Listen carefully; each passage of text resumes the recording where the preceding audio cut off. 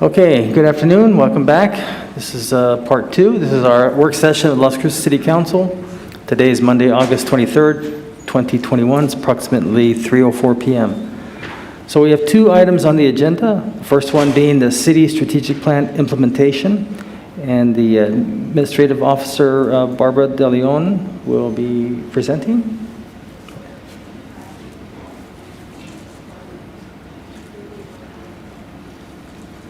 And Surjana, I believe, as well. Good afternoon, Mayor and City Council. For the record, Barbara De Leon, Chief Administrative Officer for the city. And I'd like to introduce you today to Surjana Bosniat. Of course, you know her in a previous role, but she is now our performance manager, and Surjana is going to be walking us through this update to the strategic plan implementation. So thank you very much. Thank you. Good afternoon, Mr. Mayor, City Councilors. Again, Surjana Bosniat, Performance Manager for the city. So this presentation today is intended to be brief, but hopefully informative in terms of an update to what we're doing right now in terms of transforming our planning efforts into implementation. So as all of you are aware, earlier in February, or earlier in 2020, the City Council unanimously adopted Elevate Las Cruces, the city's comprehensive plan. And then earlier this year, the City Council also adopted the city's strategic plan. What we're doing right now is creating an implementation program to transform those goals into actionable items. So the one missing piece right now that we're working on is the department strategic business plan, and that is a third planning level that needs to also get aligned with these other two plans. And the implementation program also needs to have a feedback loop that actually informs the department plans as well. So there are several implementation tools that we employ at the city in terms of accomplishing or achieving our goals in our plans. The city strat plan, of course, is one of them. We have the city's budget. We have the capital improvement plan and program. We also have the municipal code. So here are a few questions that we ask in terms of what we can, or what we use these tools for. So the strategic plan asks the question, what are our goals? The budget can ask, what's our capacity? The CIP can ask us what and where to invest. And of course, the municipal code, as you all had this entire special work session earlier, can tell us what to regulate and enforce. However, we do need to challenge our thinking and approach to understand how we can better use these tools in response to the different approach to city growth and management as defined in these new plans. So a little bit of refocusing. We might ask ourselves, what are our targets or focus areas? The budget could ask, what are our priorities? The CIP can ask, are we investing in projects that move our goals forward? And then the code can ask, how do we predict and facilitate outcomes that align with all of these plans? Now let me share with you an overall picture of how some of our major planning and implementation tools can all work in conjunction with one another. So this is the implementation program timeline. So implementation can be a massive project and will take proper phasing to get buy-in and build capacity within the organization. So right now we've completed one round of action alignments or alignment, and we're approaching a second round in early September, and I'll talk about that a little bit more in depth in forthcoming slides. But the city's capital improvement planning process is also geared up to start again this year.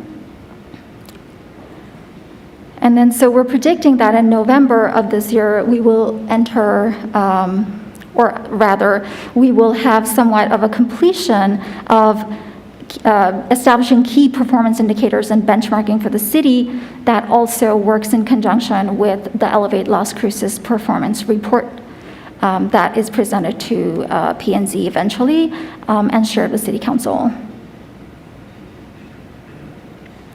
And then hopefully by the end of the year, we will have a realignment of the department's strategic plans.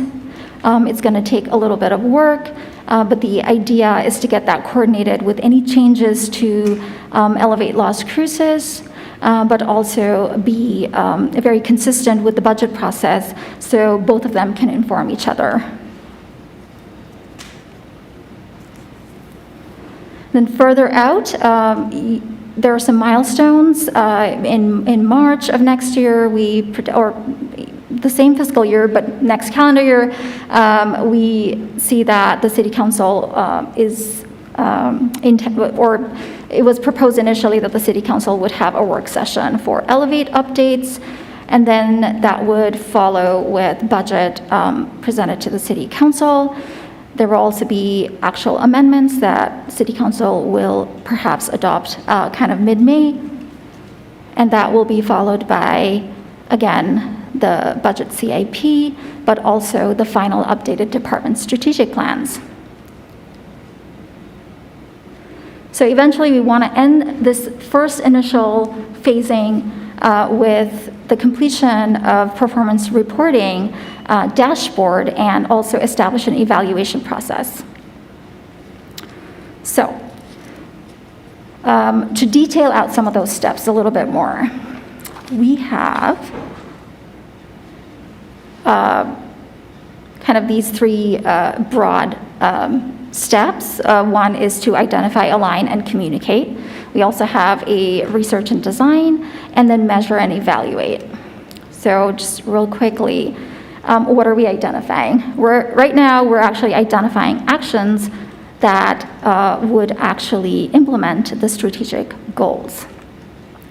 Then we want to align and make sure that across these three levels of planning, Elevate, strategic plan, department plans, that we have consistency. And then this third piece is not emphasized enough sometimes, but communication among the departments, between programs. It can also be communication through the different planning efforts, but to strategize, to create partnerships, and identify any barriers that prevent us from achieving what we need to. So you all probably know this. Elevate Las Cruces had a total of 46 goals, and 36 out of those goals, plus a couple of actions and specific goals created by the mayor and city council, really made its way into the city's strategic plan and formed the 45 goals that we see today. Now, our first order of business was really to go back to the Elevate Las Cruces work program and look at what actions that are already identified in that work program would actually move these goals forward. So there are a total of 411 goals, or 11 actions, that came out of Elevate Las Cruces. Now, in addition to those, we also have other actions from, say, the peak performance plans or the department strategic plans that could help us achieve some of these goals. And what we need to ensure is that all of these are not only feeding back into the loop for strategic planning, but also we're not neglecting other plans and policies in the city that can also move these goals forward. So the missing piece here is the policy level, and that would be the next step to really look at what policies City Council has adopted. There might be other internal policies that also drive these actions forward, and we need to make sure that these are tying pretty closely together to make sure that our process is seamless and moving us in the right direction at all times. So I'm going to run through just a series of actions. It'll show you the hierarchy of the goal policy actions as exists currently in Elevate Las Cruces, and we're bringing to the strategic planning effort. So this one is an example on energy efficiency. So each goal has several policies that are already identified and adopted by City Council.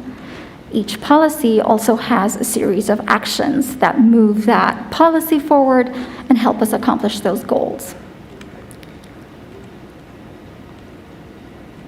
And so for each policy, there are going to be several action items, and for each goal, there are going to be several policy items. And I'm not really expecting you all to read this, but I can always stop and go back if you do in the future. And this is just trying to give you a glance of the working document we have in place right now. Again, I'm not really expecting council to read this today, but if you want to just focus on the titles, we just wanted to highlight that there's a lot of topics and dates and measures that we're looking at right now in order to figure out which actions the departments and programs can accomplish and when. So that leads us into phase 2, the research, design, and estimate. So we don't need to necessarily reinvent the wheel as far as research goes. There are best practices out there, and benchmarking can help us identify what our peer communities have done successfully. There's open benchmarking networks. We can also specifically target certain communities that we want to emulate, or we can create our own.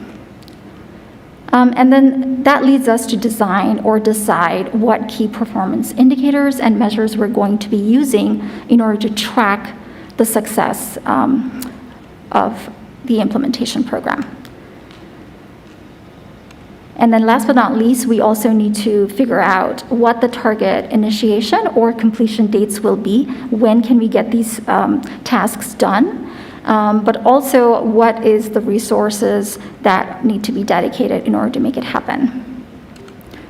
So once that conversation is completed and we make those decisions, there's going to be this final phase of measuring, evaluating, and of course monitoring and evaluation is that key piece that should always follow planning that we need to kind of focus on now. So the development of meaningful indicators of progress will help us measure success more carefully. We also need to evaluate what worked, what didn't. And then, of course, we need to have the goal of transparency in all of our reporting, which ultimately can also not only be a reporting mechanism, but we can also use it on the front end to inform policy decisions and future decision-making at all levels of the organization. It brings in the public, and that is another thing that we are investigating right now. As you're aware, the city recently purchased an enterprise resource planning software, Opengov, which is web-based. And so I'm going to run through a couple of examples. So this one in particular is an Opengov Dashboard that the city of Boston uses. If it'll open up for me.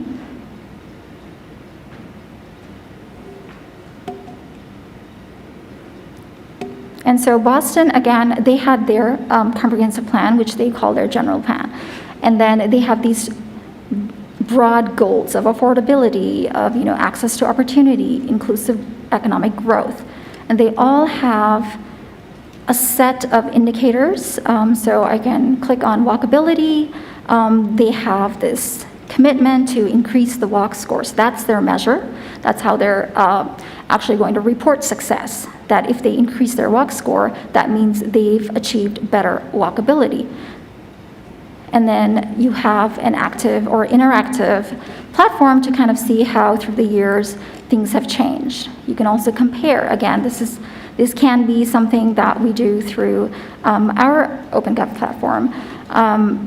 But you can compare yourself to other peer cities. So in this case, of course, Boston is a much larger city, but their peer communities are listed here, and they can do a quick comparison. And anyone who has access to this site, which in their case is the general public, as I'm accessing it right now, can use this data to inform their decisions as well. So a part of this is also data sharing, community-wide and across peer communities. And that's where the benchmarking can come in as well.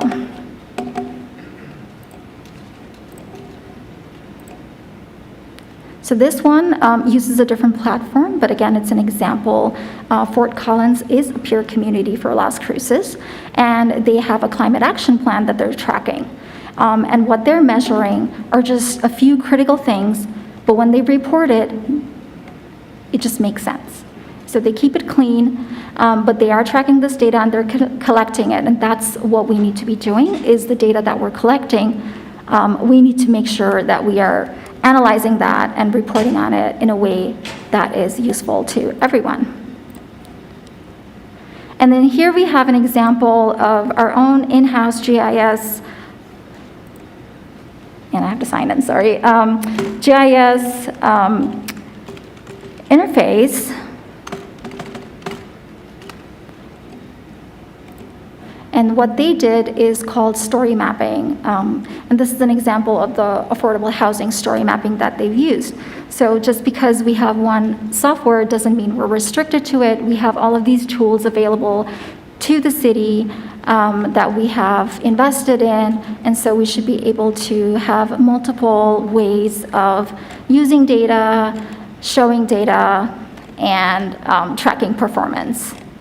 So this is more informative. The storyboard is intended to tell a story. And so it's not just dry numbers. It actually talks about why things are being done, what policies and plans are in place, and some of the difficulties. So of course, this particular site is still not publicly published. It's still a work in progress. But we can develop things like this for many of our initiatives and efforts in order to implement the city's strategic plan. And I will stop at that and stand by for any questions. Thank you. Thanks, Shoshana. We have questions from Councilor Bencomo. Thanks, Mayor. And thank you, Shoshana, for that great presentation. I'm very excited about this website for sure. But more importantly about the alignment. And just real quick, is this a new position to the city? Or has it existed in the past? Mr. Mayor, Councilor Bencomo, this is an existing position. Okay. Who was in your role before you? Amber Vaughn. Oh, okay. Thank you. Thank you for clarifying that. I'm very excited, of course, that you're in this position. I think you have led the Elevate Las Cruces process incredibly well, and very excited to work with you in this capacity, and for IFO to keep building a really incredible team. I have just a couple questions. I think, Shoshana, when you and I met, I definitely brought up the PRCs as well, that I think need to absolutely be part of this process of realigning and alignment from all of these different pieces, from Elevate to strategic plan to peak. And I talked to IFO about this as well in our one-to-one, that I really feel like PRCs potentially are not being used to their fullest potential when it comes to us really meeting these action goals and outcomes, and would really like to see that be included in this whole process. And how do we make sure that, we have laid out a lot of goals and a lot of actions through all of these tools. How do we better make sure that we are talking about them through the vehicles that are policy review committee? So I don't know, do you have anything that you'd like to add to that? Mr. Mayor, Councilor Bencomo, I think the one suggestion that I would make is that missing policy layer.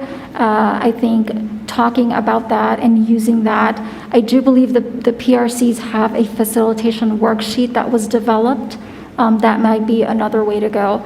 But there are quite a few ways that we could, again, kind of refocus the PRCs and utilize them for policy discussions. And I will defer to the city manager if he has anything to add.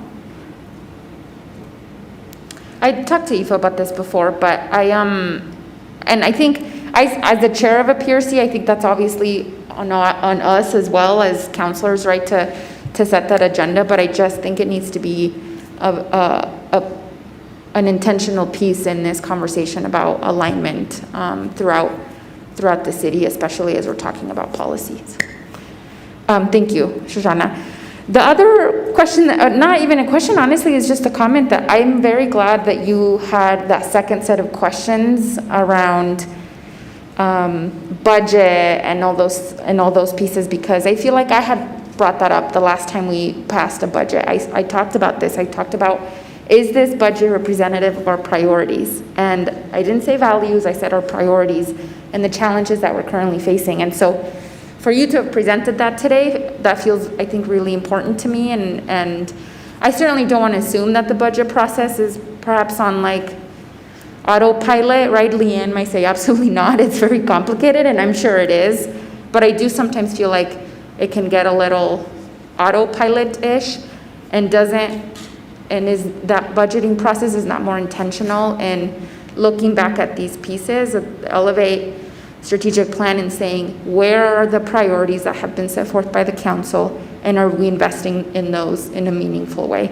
And so I think that's really important that you brought that up. Excuse me, let me catch my breath. And then the last thing I want to add, and I don't know when this can happen, but as I was looking through our strategic plan that we just adopted, I do feel like there are certain pieces in here that are not fully thought out, some desired outcomes that I would like to see more fleshed out. And perhaps that is a process that will come out through this alignment, Shoshana, potentially, right? The outcomes that can be fleshed out by the departments and then through PRCs. But I do think it's important that we revisit this as a council because some of them are kind of vague. And I think it's important that we actually come back and say, what are our desired outcomes that get really, really specific? And that's something I would like to see, Shoshana. Thank you. Thank you, Councilor. Councilor Sorg. Oh, thank you, Mr. Mayor. I just want to make a comment. I really like that climate action dashboard. I can't wait till we have one here. That's really tells a lot of information. Many times I've wondered, well, what's happening with this and what's happening with that, and what is any actions being done, and so on and so forth. So I just wanted to mention that. That's all, Mr. Mayor. I think, other than that, this is good. This is very good to hear all this today. Mayor Pro Tem. Thank you, Mayor. Thank you, Shoshana. We had a great conversation when you called and we did our Zoom. And I've been waiting for a dashboard for 4 years now or so. And I like the idea of connecting the budget. One thing specifically I think that is missing is I've been looking at, as per Councilor Bencomo's recommendation, the statistics related to what is it's a dashboard. It's a particular place to look up where poverty is very specific to zip codes, right? And I started thinking about, well, how much money do we put into each of our districts and connecting it to goals and objectives, outcomes. And I don't think there's anything that exists currently, as it relates to that. So I like to see that. I think that would be an important way to move forward. I'd also like to align not only as you're identifying or maybe drilling down each of the goals and the objectives or outcomes, if you will, that then we identify next to those which PRCs would be the most appropriate ones to push the agenda through. I think would be very, very helpful. And then lastly, around the strategic plan, I really would like to see it. And I agree with Councilor Bencomo. There's pieces of that certainly need to be teased out some more, and I would recommend, Mayor, in the next month or so that we have a work session and especially because I feel time is of essence, that we actually have an opportunity face-to-face to move through this and really drill down some of those areas that are still ambiguous, for me anyway. And then, let's see, what else? I think that's it. I really appreciate the work that you're doing, that staff's doing. I know they're working on trying to tie in their peak performance. I think those things are really important to me and to former council that put that together. And I want to see more, alignment with that. I think that's a very important item. So thank you, Georgiana. Thank you, Barbara. Thank you, Mayor. Thank you. Anyone else? Councilor Vasquez. Thank you, Mayor. Thank you, Srijana. I just want to echo what some of my colleagues said. I think the strategic plan and the action items are kind of the bread and butter of how we meet all of our other collective plans, especially on a shorter term basis, and it's what the public sees when we are making a case for how we're implementing the plans that we've all worked so hard to put together. So having a method to communicate that with the public that is clear and really allows us to tell a story about what we're doing collectively as a council and as a city and staff is really important. So any number of these dashboards or GIS story mapping tools or other ways to be able to tell that story that aligns with what our strategic plan is really appreciated, and I think will help all of us communicate with our constituents better when they ask questions about any given issue that's important to them and to us. So thank you, Srijana. I think you're doing a terrific job of putting this together. Thank you, Mayor. Okay, anyone else? Councilman Como? Thank you. This question might be more for Ifo, but certainly for Srijana as well. And again, I don't want to make any assumptions. I know that peak was a process that was adopted or brought forth by a previous city manager, and so I'm just curious about, is the alignment going to be difficult from Elevate to the strat plan to peak performance as it has been presented in the past? Or do we assume that it'll be smooth? And I can let Srijana, and I know Barbara's coming up, but before they weigh in, because it was brought up to me before, especially with peak. When I first came, I was a little confused by everything. There was Elevate, strat plan, peak. There might be something else I'm missing still, but there was a bunch of different. One of the main reasons for having Srijana is to bring it all together. But of course, the guiding document is the Elevate, right? So if our peak performance, one thing I was really fascinated by is that we actually we were actually meeting and we were discussing, and it wasn't just a plan that was sitting on the shelf. Usually in the past, my experience is when we come up with these plans, it's just another thing on the shelf, and you dust it off at the end of the year when you need to update it. But I felt like we had something going on here when we were having these quarterly meetings that our Amber Vaughn was basically facilitating. So I felt like we had something there to work off of. But that's the most important. I think we start from Elevate, and then everything else, if it doesn't fit, it's out. But I'll let Srijana and Barbara. Thanks, Shoshana. Yes, thank you, Mayor and Councilors. Barbara DeLeon again for the record.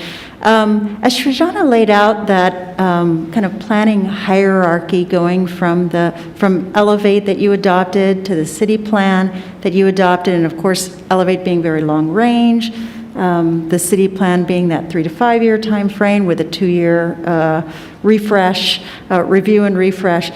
The purpose of what we call peak, our department strategic plans, is really to put your policy into action. So to your question, Councilor Bencoma, about whether it will be difficult to do, I think actually because Elevate is so comprehensive, not only with the goals that you adopted, with the themes and the goals, but with actions. As Srijana indicated, there were already 400 actions we were able to bring down from Elevate to the department level. What's complex sometimes is that some of those actions involve multiple departments or entities outside of the city in terms of collaboration. So we always want to assign a lead so that someone has the pleasure of being responsible for coordinating actions amongst many, but those are some of the complexities that we see in implementing the plans, just where we are in need of a lot of coordination and communication. But really, we already have so many things defined from Elevate, and as Ifo said, that's the benefit certainly that we are happy to have with Srijana leading the implementation effort, because she's so knowledgeable about the comprehensive plan that you adopted, and we can move right into then just taking those action items, making sure they're assigned appropriately, and then as she indicated, making sure that we have the resources available to then continue to get the outcomes that we want based on the goals that you've put forward. So really that it is quite the effort that she's undertaking to help guide the departments, having those conversations, setting those measures, but a lot of what you've adopted has really it's laid the foundation for the roadmap for where we're going at the implementation phase. So hopefully that answers your question. Thank you. Yes, thank you both for that. That was very helpful. Okay, thank you. Anyone else? Okay. I think that's your total presentation, Srijana? Okay, well, thank you very much for that. And as my colleague said, thank you for such a good job in doing this as well. Thank you. Okay, so we're going to go next to the economic outlook, and Dr. Payades will be making that presentation.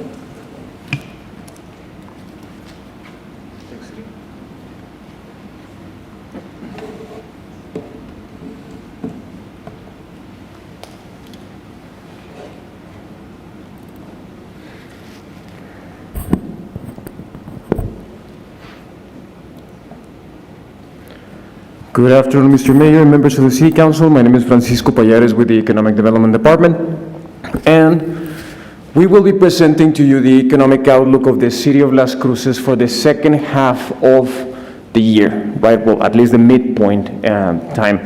We usually present this to Council twice per year, once in the beginning, right? Usually around February, and then once in the middle, usually around August. So this is the second time in which we're going to present this. It's quite an interesting year, very, very interesting year. It's been a recovery year, as many of you have probably seen it.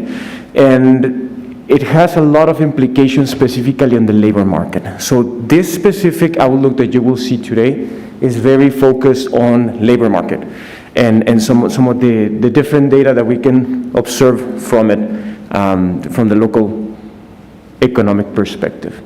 Okay, thank you. The first thing that I wanted to show you is that traditionally, we have always shown kind of like the unemployment rate of the City of Las Cruces and the unemployment rate of the state of New Mexico. And that's what you have in front of you in that panel, right? The left panel is the City of Las Cruces, the right panel is the state of New Mexico. But for this instance, this information is insufficient. Right now, the unemployment rate doesn't tell us much, precisely because of how it's measured, right? The unemployment rate is the number of people that are unemployed divided by the labor force. And the labor force is the people that are employed plus the number of people that are actively seeking employment that are unemployed. So we have a very, very, very, very specific situation that we have not seen in a long time. We have a specific situation in which individuals are, in some instances, deliberately not going out to seek employment. They're seeking employment because they have to, but they're not necessarily going out and getting the jobs, right? It's quite an interesting phenomenon, and there's going to be some descriptions as we continue to move with this that are going to be providing some light into that. So the first thing that I just wanted to show you, you have the 3 years, 2019, 2020, and 2021. Note, my apologies, before even continuing. Kyle Eager was the city economist. He was supposed to present for you today, but his last day was on the 20th, August the 20th. So he pursued better fields working for NMSU and also for Sandia Laboratories. So he's going to be working with them. So he sends his regards on behalf of him, right? So I just wanted to mention that for him. But Mr. Eager is doing well, and he sends his regards with regards to this. He apologizes he could not show up. So continuing with this, the 3 years that we have right there, obviously 2019 we were very, very good. We were actually in one of those good years that we were producing a lot. People were finding jobs. The unemployment rate was coming down. In a very traditional sense, we were looking at, one of the lowest unemployment rates back in 2019. But then the pandemic hit. And I don't know if you can see it from your panel on the left, but you have January and February of 2020, those unemployment rates are right around there with 2019 because we were doing good, right? Then COVID hits, April, boom, jumps to 10%. And it continues to be like that for almost, at least in double digits for April, double digits in July, which was probably the highest, right? The closures came in, people could not work, people were, the health orders were to be completely closed, so the unemployment rate was quite high. So the orange line that you have on your panel on the left shows you that right now, to the latest preliminary data that we have from Bureau of Statistics, is a 7.9% unemployment rate for June for the city of Las Cruces, which is right about 8%. Right? So about 8% in a traditional sense for us is a high number, but right now, just as I started this, we should be considerate of how we look at the unemployment rate numbers. It's not telling us the whole story, right? So then what I was trying to see is trying to figure out how the labor force looks like. So on your panel on the left, you have labor force for the 3 years, once again. And as you can probably tell, labor force, you cannot discern whether there's a clear path of increases and decreases. And I actually didn't put it in the presentation, but I did this same exact exercise and just put a trend line, and it's just kind of like a flat line. Our labor force is not growing. And this is not a phenomenon of Las Cruces. It's not a phenomenon of the state of New Mexico, and it's a phenomenon of the nation. Labor force in many places in the U.S. is actually falling. So the amount of people that are actively seeking employment, or the amount of people that are employed, has been decreasing because of population trends. We are approximating in one of those instances in which our population seems to be shifting in a different direction, very similarly to what has occurred in some instances in Europe, right? Where the age or the median age is quite high, and you start seeing some of those phenomena. There's places in the U.S. in which it's behaving like that. Not in Las Cruces. In Las Cruces it remains flat, right? So it's not growing, but it's not decreasing a lot either. So labor force is the sum of people that are employed plus the people that are actively seeking employment. And then we have employment, right? The panel on the left, on the right. And then employment, you can see that on that orange line, that there's obviously higher levels of employment compared to 2020, but they're not quite yet to the 2019 levels. As you can see, of course, we are in that recovery stage, in that recovery portion of us. So then we requested some data from New Mexico Workforce Connections. Unemployment claims in Doña Ana County, and this is Doña Ana County, the entire county, not just the city of Las Cruces. We had, at the highest peak of the pandemic, around 12,000 individuals in Doña Ana County having unemployment insurance claims in the entire county. That's at the peak, right? That happened back in June of last year. Right now, we are approximately at 6,000 claims in Doña Ana County as a whole. So 6,000 individuals are still receiving unemployment insurance claims as you can see, it's a clear tendency going downward. And if I am not mistaken, the individuals and our friends with New Mexico Workforce Connections were mentioning that these benefits will expire on September 4th. So on September, come September, individuals will have to start taking the employments, the jobs, different instances. So we're still pending on what this would look like come 2 weeks from now, when people actually have to have a job rather than receive an unemployment claim like this. And as a share of the overall Doña Ana County, that takes about 10%, and it's, if you see it from that trend line that we have on the panel on the right, it's pretty flat.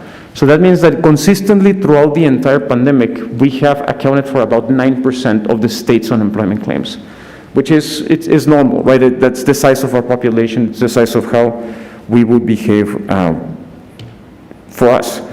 Now, this picture in front of you, bear with me, I know it's a bit complex, but this picture in front of you shows you, first of all, a table and then a graph.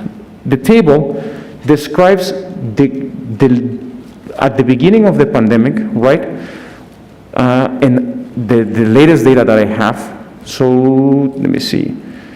Yes, so the second column you have right there says weekly average from June to August 2021. So this is the latest data we have available.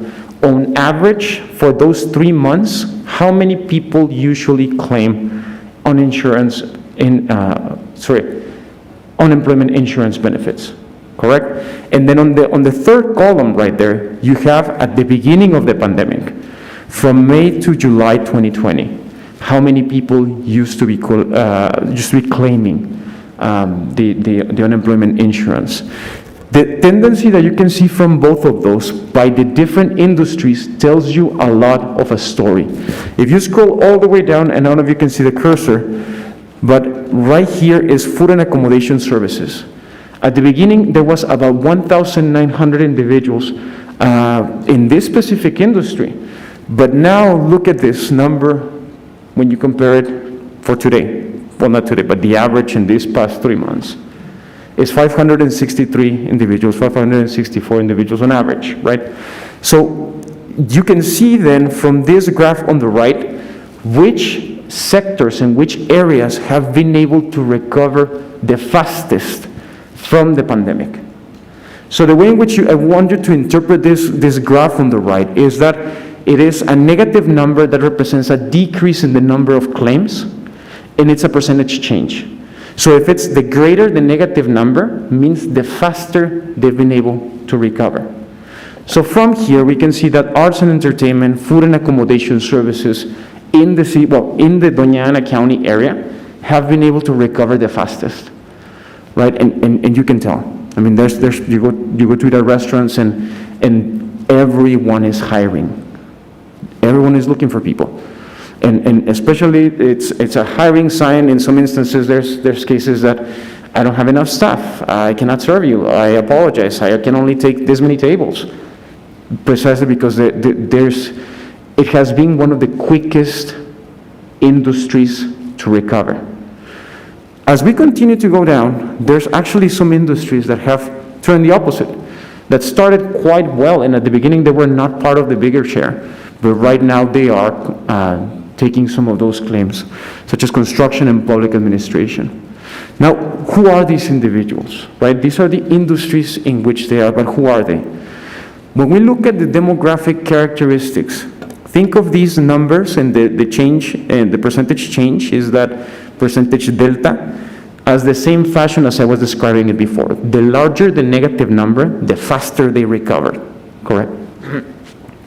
So from here we can see, and again, the folks at New Mexico Workforce Connections did a great job at collecting this data, so all the credit goes to them. But the way in which we can think of this is, this 68% means that individuals ages 22 and younger were the fastest to be reintegrated from those 2 points in time.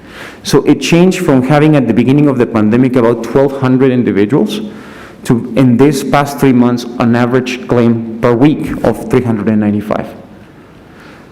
From here, what we can see is that once we start going to the working age adults, more in the 35 to 44, 45 to 54, 55 to 59, and 60 to 64, almost all of them are right there at a 30%. That means that 1 out of every 3 kind of return back or it decreased. So that tells you quite the story.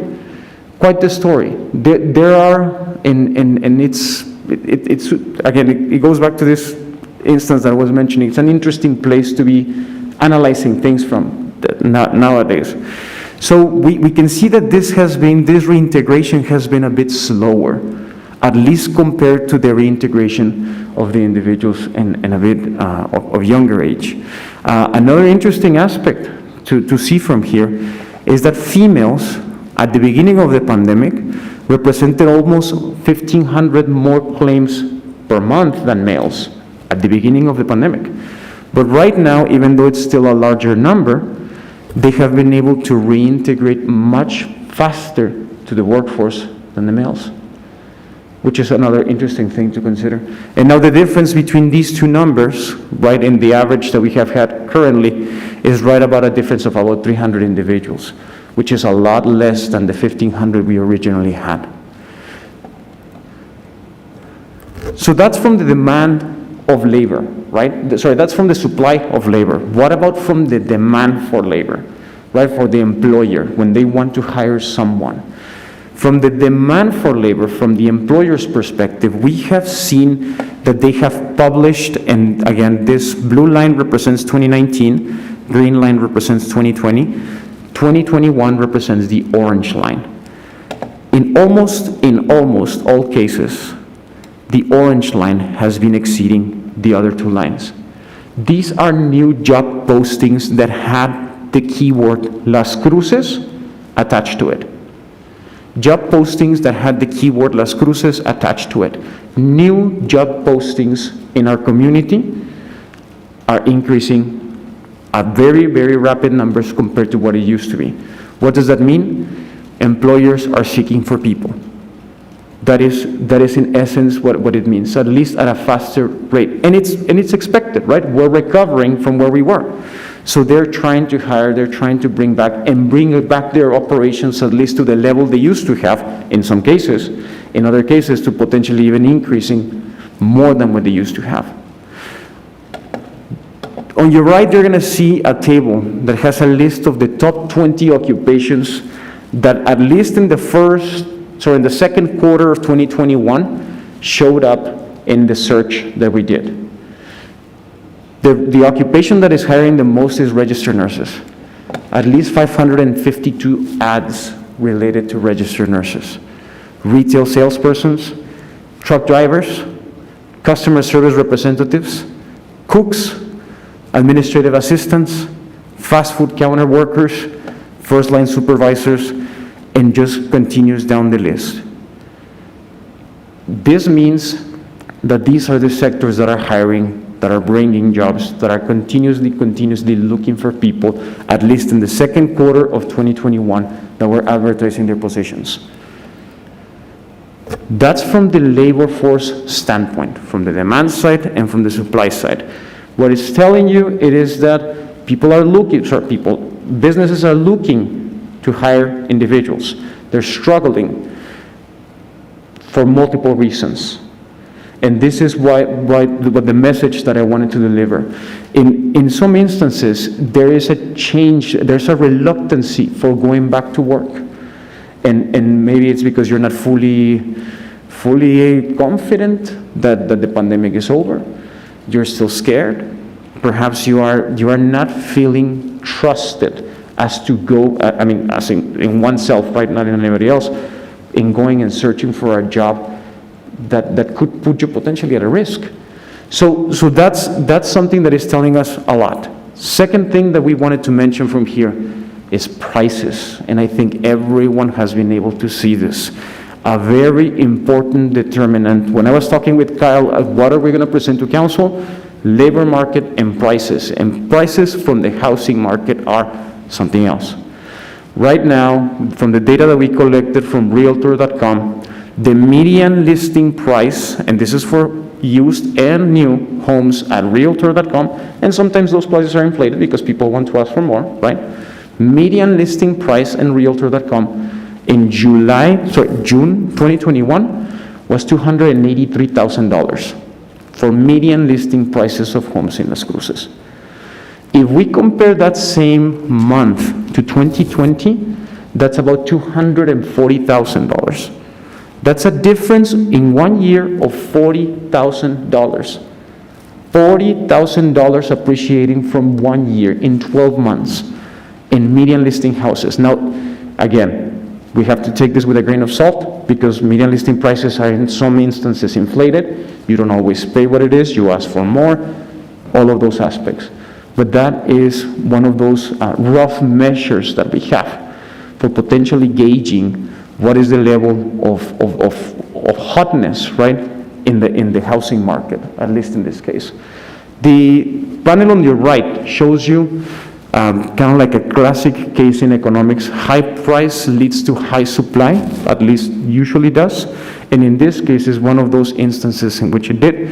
The single family new residential permits in the city of Las Cruces, as you can see it from right there, the pandemic did not necessarily affect it. We can see increased numbers of permits for house construction, for home construction, for home building, for single families to continue to go up. Businesses, what about new business registrations? The panel on your left has from January 2019 to May 2021, kind of like the tendency that you have right there. If I were to look at this and someone asked me, what's the tendency that you can see on the panel of your left? I would say it's flat. There's positives, there's negatives, but in general, it's not changing a lot. It's behaving kind of like normal. So what is this telling us? That a lot of this hiring that is occurring is not driven because of new business necessarily. It's driven because of the existing business in Las Cruces that needed to put people out because the pandemic, and then at the moment in which they started reopening, okay, I need to hire back, right? So it tells us a little bit of a story with regards to that. The panel on your right shows you the new business registrations. It's basically the same graph, but compare side by side on each of the months that it has. Retail trade. How has retail trade looked like in Las Cruces since the beginning of the pandemic? If you were to look the panel on your left, would you be able to say that there's a positive tendency on that? Positive trend, right? That it's increasing as time passes by, and that is exactly what we can see. I mean, even on the pandemic or in the period during the pandemic, which let's put it on right around here, right? There was a slight spike. People were purchasing. People were buying things. You continue to go to the store. You continue to buy necessities. You continue to purchase. You continue to go out and consume. So retail continues to grow. As you can see it on the panel on the right, shows kind of like the similar tendency. If you look at the green lines, that represents 2020. If we have April 2020, comparing it to April 2019, it was slightly above, correct? But there's other instances. So retail has been doing good. It's been selling. But then what about inflation? Even before going into the panel on the left, let's start with the panel on the right, which basically has the inflation rate in the United States. And the latest data that we have available for that is July of 2021. Inflation, and I'm certain that you would be able to attest to this, has been going up. Prices for things are more expensive. I don't know if you've noticed in your checkout that things are more expensive, and your gas, and when you're buying something that, wait a minute, that used not to cost that much. There's a specific brand of chips that I like that increased 50 cents from what they used to be a year ago. And I mean, they used to be $1. So $1.50 to me was like, what? That's 50% inflation rate. Of course, that's chips, right? But anyhow, that was just me being the economist while eating chips. And what we have to consider here is that prices are going up in the United States as a whole. The inflation rate from 2019 to 2020 for the months of April, May, and June, it was very, very small. And just as a general rule of thumb, we kind of want to have 2% inflation rate. But if you look at the growth rate from 2020 to 2021, you start seeing that those are at the 5% levels in some instances. So in some of the webinars that the Fed has had, they have actually indicated that if this persists, if this high level of inflation continues to persist, that could potentially lead them to increase the rates. And that can have other repercussions across the economy. So now that we're done with this panel on the right, let's look at the panel on the left. How do we compare Las Cruces to the US average city? Even though prices are going up, we are still competitive compared to other places in the nation. Because prices are going up everywhere, not just in Las Cruces. But when we compare ourselves to everyone else, we're still competitive in terms of prices. So that is still an advantage that we have for ourselves. Looking ahead, what are the things that we have to keep in mind? The city of Las Cruces is recovering from the negative economic effects of the COVID-19 pandemic. We are recovering. However, about 6,000 individuals are still filing for unemployment insurance in Doña Ana County. We have to keep an eye out for September once these benefits expire. We'll see what the labor market does. We'll see whether they'll be able to fill some of these positions or what's going to be occurring, right? And just as a general rule, well, no, it's not even a rule, but just as a priori, without testing this experience, in Texas and in El Paso, the benefits already expired, and they're still struggling to find people. So this doesn't necessarily tell you that it's because of the benefits, but rather because of other things that may be affecting it. There's still a strong number of growth of jobs, particularly in medical and retail sectors. Prices are increasing, but Las Cruces remains competitive compared to the average US city. And lastly, it is important to keep an eye out for the macroeconomy. If the inflationary pressures persist, the Fed might consider increasing rates amid fear of inflation. So that is something that would definitely be affecting us if that is the way in which it goes. And with that, we'll stand for discussion. Thank you, Dr. Payares. We have Councilor Bencomo, Councilor Sword, Councilor Flores. Thank you, Mayor. Thank you so much, Dr. Payares. Your presentations are always really impressive. I think we're very lucky to have you. So I hope you don't go anywhere anytime soon. I really wanted to thank you for what you just said, because I think we've been hearing a lot of stories, a lot of narratives being told about workers currently, and that are quite frankly offensive. And I think it's important that we push back with numbers and data. And I think it's what you've done here today. And I keep hearing this narrative that people don't want to go back to work because they have unemployment benefits. But the reality is that, and actually what I would love to see next time, Dr. Payares, is perhaps, there was a graph I saw last year in terms of the sectors that were hit hardest by COVID. I think a comparison between the sectors that have the highest COVID positive numbers compared to the sectors that are currently struggling with unemployment. And I would almost bet that they're similar sectors, right? The restaurant sector, whether you're serving food or packaging food, are still being hit by COVID positive cases. And, we keep talking about workers as essential workers, but we don't treat workers as essential workers. Wages are stagnant. They don't have paid sick leave, particularly for people in the food industry who work paycheck to paycheck, who don't have the ability to say, I'm going to stay home and not lose my wages, which will in turn mean that I might lose money for rent or utilities or bills. And I was even stuck in this very optimistic place a couple months ago where I was like, oh my God, we're entering this post-pandemic world, but that's not the case at all. We are still very much in a pandemic where we are asking people to show up to work, and there isn't enough safety protocols, there isn't enough of an incentive for people to actually feel safe at work from getting sick from COVID. And then on top of that, many of these workers probably don't have health insurance. So to me, I think it'd be really important, Dr. Payares, to show the graph of the sectors being currently impacted by COVID next to that, because I think that can be part of telling more of the story. Like you said, the data alone doesn't show the whole story. So how can we, do that how can we show that story a little bit more, right? And it's not the whole story, but I think it's an important piece of the story. And then, that was just a comment I wanted to make, but I wanted to ask in terms of cost of living, what can we do as a city to remain competitive in terms of cost of living? What more can we do? Thank you very much, Councilor Bencomo. In terms of cost of living,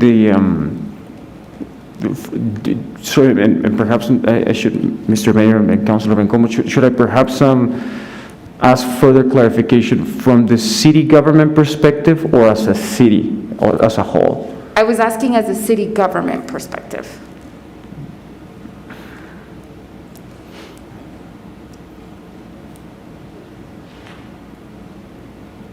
It's a great question, Councilor Bencomo. It's a great question. I don't have an answer for that. That's definitely something that is worth. What can city government do to reduce the cost of living? It's quite a question that I would need time to think about that and provide you with an answer for that. Absolutely, and I would love to have that conversation with you and with IFO, but I think it's an important conversation for for us to have as a whole, because I like that we're remaining competitive. And again, it shows people moved here, people wanted to live in Las Cruces, and I want to make sure that we do as much as possible to keep that desire to want to live here and ensure that people, everyone from workers to single parents to young families, they want to stay here and that they thrive here. So I really appreciate this data, Dr. Pallares. Thank you. If I may, Councilor, just a couple ideas. One would be community solar. So if we can do that, then I'm hoping that it would reduce our residents, those residents that participate, approximately 20% less on their electric bill. Another one is, and I think you've heard me mention this, is I wanted to look at increasing the franchise fee from El Paso Electric, that 1%, which is about $5 or so, give or take, maybe 10, to go into a weather strip, to go to the city to help weather strip some of our lower income residents. That would probably bring their electric bill, their utility bills down about $40 maybe, give or take, $40, $50. So that, I mean, these are some small ideas that help kind of reduce their overall outflow of cash. So let's see, next is Councilor Sorg. Thank you, Mr. Mayor. And Francisco, I really enjoy your interest and your enthusiasm and your passion for this subject here. It's really cool. I'm glad you're doing this. On slide 5, you have the unemployment insurance. There is the right half of that graph there, the insurance claims by industry, first to last 3 months. So in other words, I'm trying to interpret this. Is it a negative percentage because people aren't claiming in unemployment insurance? Okay, so there's, for example, in the arts, entertainment, and recreation, approximately 70-75% less people are claiming employment insurance in the last 3 months compared to when? Compared to the first 3 months of the pandemic, Councilor. And then, but in construction, there's an increase in unemployment insurance claims. That doesn't sound right to me, because it seems like they're short of workers in construction. And I probably am only looking at housing construction rather than the total picture. So explain that if you can. That's a great question, Mr. Mayor, Councilor Sork, and it is construction. If we remember, it was not it was considered an essential, so it was not affected by some of the closures at the beginning, right? So we did have a strong construction sector, even throughout the pandemic, as it was evidenced in the number of houses that were built, right? And this is a long shot. This does not necessarily mean that it would be what I'm about to say, but it could also be the case that workers in this industry have had to work throughout the entire pandemic in a boom period. So that can have repercussions on workers, right? You can get exhausted. You can have you can be exhausted precisely because of that. So that's one potential ability. Another potential thing that could be with regards to that is that there are so much competition in the industry that perhaps you're moving from one sector to the other one, and in between you are remaining unemployed. So there's different explanations for this. None of them I can provide with certainty for what it is. I am not in the industry, right? But that's one of those things that I noticed. I was like, why is it that towards now we're seeing more individuals in the construction side filing for their unemployment insurance, whereas at the beginning it was not? And perhaps it has to do with, maybe this is also a normal amount of what you would have in this specific industry, but it's just that during the beginning of the pandemic, the boom was so high for the construction sector that they were being utilized. So there's potential explanations to that. I don't know which one's out of those, which one is the right one. Okay. If you know someone in the construction industry, that's certainly a question that can be asked. Well, I'm trying to rectify what I heard from a builder of a house when I said, I guess you're having trouble getting lumber, the wood, for a housing building. He says, yeah, that's kind of a problem, but we have a worse problem trying to find workers to build the houses. So I'm trying to make that connection.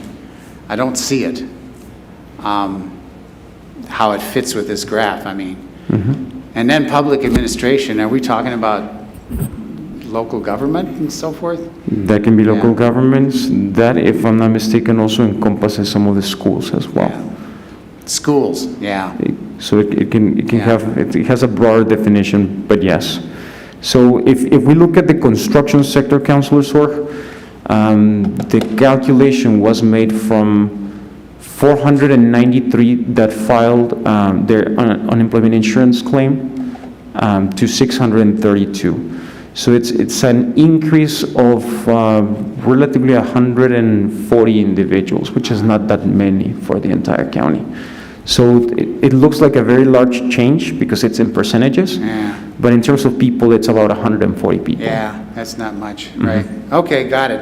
And then on new job postings, the highest number is registered nurses. What's your universe there? Where are you gathering that number? Is that Doña Ana County or someplace else? That is a great question, Councilor. So, Mr. Mayor, the job CQ data that we have a subscription to basically does a job search among different portals across different communities, right? And they search all from your Monster.com to your Indeed.com to your LinkedIn to your different established already posting of jobs that go online, and then they condense it into a database that can be used. That was searched for keyword Las Cruces, and keyword Las Cruces extended to the metropolitan statistical area. So that is correct. It's the entire county, The MSA. the MSA. Okay. That's a lot of nurses. That is a lot of nurses. I tell every nurse how much I appreciate them. And I'm telling anybody who needs a career, nursing is a good career. It pays well, too. Okay, thank you. A comment on the house prices that you showed, and the number you gave, $20,000, $30,000, $40,000 or something like that increase, whatever it was. Just a comment, I saw houses in Spokane, Washington last fall increasing 100,000 over a year, and even more over 2 years. I was just shocked to see that. Not that I'm buying a house up there, but I just happened to look at it. Thank you, Mr. Mayor, that's all I have. Thank you, Councilor. Councilor Flores? Thank you, Mayor, and thank you, Dr. Payares. I, too, as my fellow colleagues, have nothing but accolades for you. I love your passion and your knowledge and your intellect, and your presentations are always very good. So thank you. In terms of the unemployment insurance, the Bureau of BLS, Bureau of Labor Statistics, takes its information based on the UIs filed. So once they run the course of their benefits, which they have paid into, by the way. I mean, people think unemployment insurance is something that they're living off the fat of the land or someone's taxes, but in fact, UI, unemployment insurance, is paid by each and every individual who is employed. So those are just an earned benefit, in fact. And I agree with Councilor Bencomo. I mean, you hear these rumors that people just want to live, off the fat of the land. They don't want to go back to work, and that's not true. Because the work ethic of people is that you want to work. There's dignity in working. There's dignity in earning a paycheck.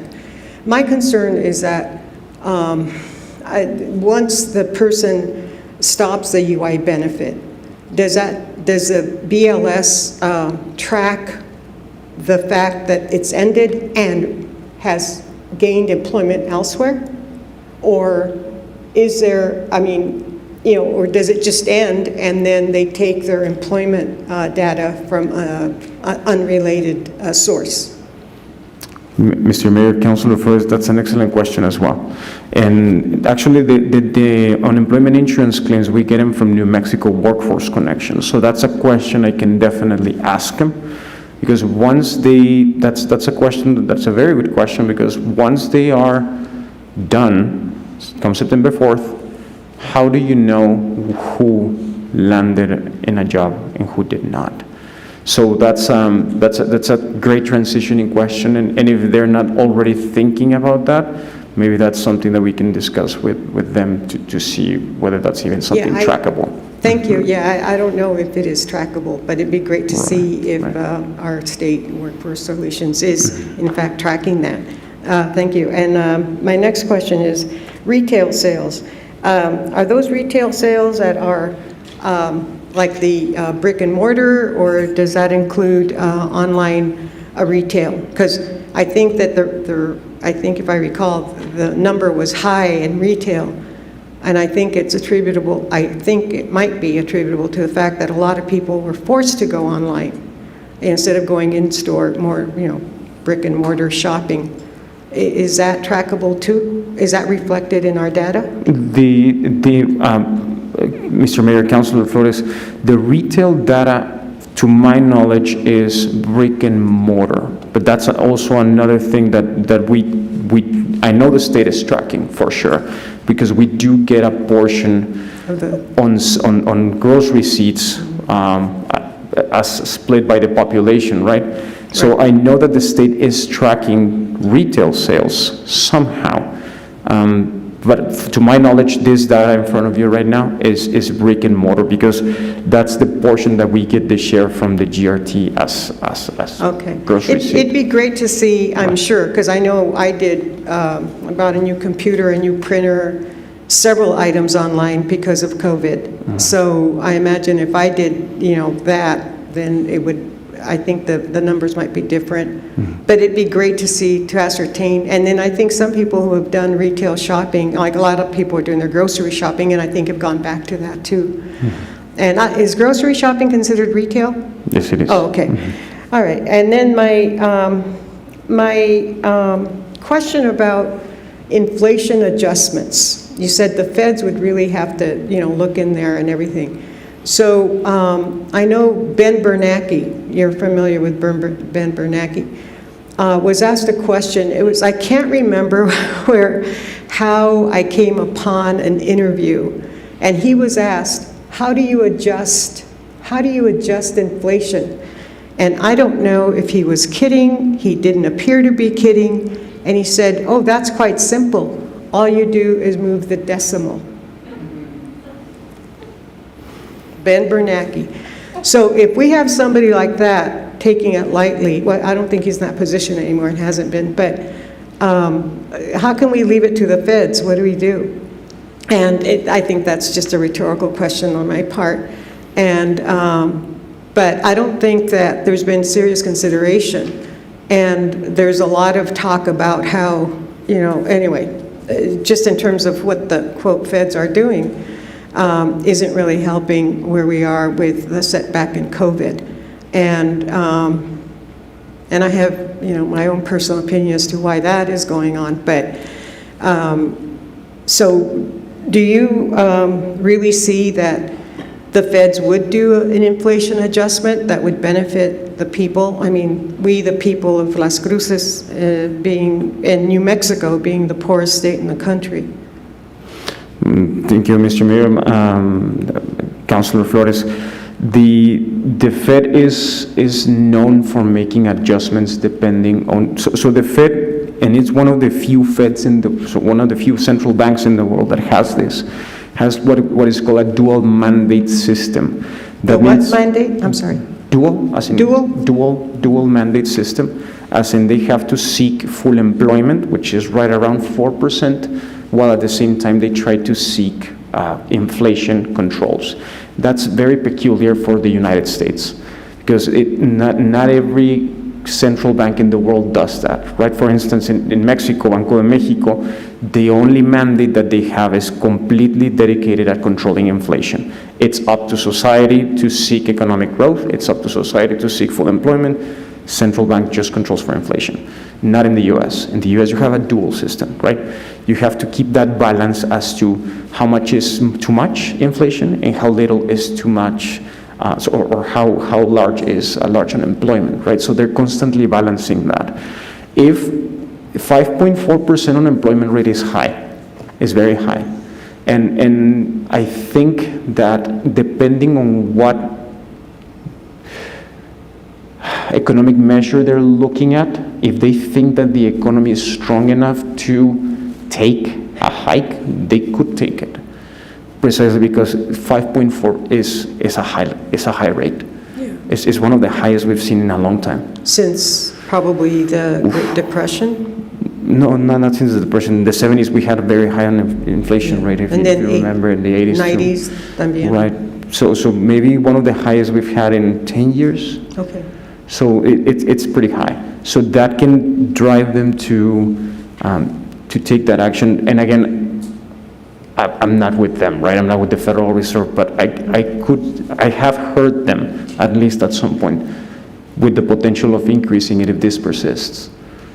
All right. Well, thank you so much, Dr. Payares. You've been very informative, and I always appreciate your analysis. So thank you very much. Thank you. And thank you, Mr. Mayor. Thank you. Thank you, Dr. Payares. I think that's kind of does it for questions from council. As always, we appreciate your insight and your ability to kind of give us an idea of what we're looking at. So, and I think to answer the critics, isn't your PhD in economics? Or? Yeah. So that's why you like it. You love it. In economic development, yes. Yeah. So exactly. So we appreciate you very much. Thank you, Mr. Mayor. Thank you, Mr. Council. Mm-hmm. Okay, so I believe that concludes our work session items. So if there's nothing further, entertain a motion to adjourn. So moved. Second by Flores. Okay, motion made by Councilor Bencomo, second by Councilor Flores. We adjourn. Christine? This is on the motion to adjourn the work session. Councilor Abeyta-Stuvey is absent. Councilor Vasquez? Yes. Councilor Bencomo? Yes. Councilor Sorg? Yes. Councilor Flores? Yes. Councilor Gandara? Yes. Mayor? Yes. Okay, we're adjourned. It's 4:22 p.m. Have a good rest of the evening.